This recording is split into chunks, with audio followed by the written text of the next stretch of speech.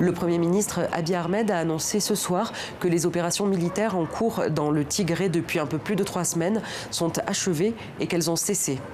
Dans un communiqué, il affirme également que le gouvernement fédéral est désormais en contrôle total de la ville de Mekele, qui est la capitale de la région du Tigré.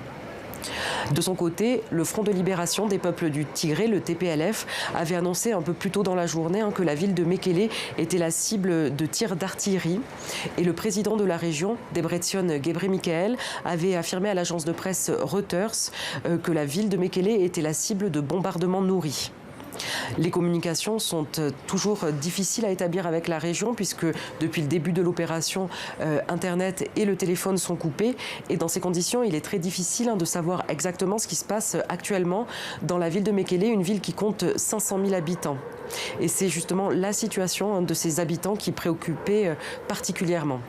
Alors Abiy Ahmed a annoncé ce soir que les forces gouvernementales sont entrées dans la ville, je cite, sans que d'innocents civils soient ciblés.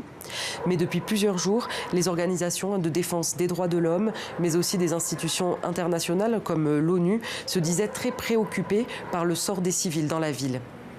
Depuis le début du conflit, 43 000 Éthiopiens ont fui leur pays pour trouver refuge au Soudan.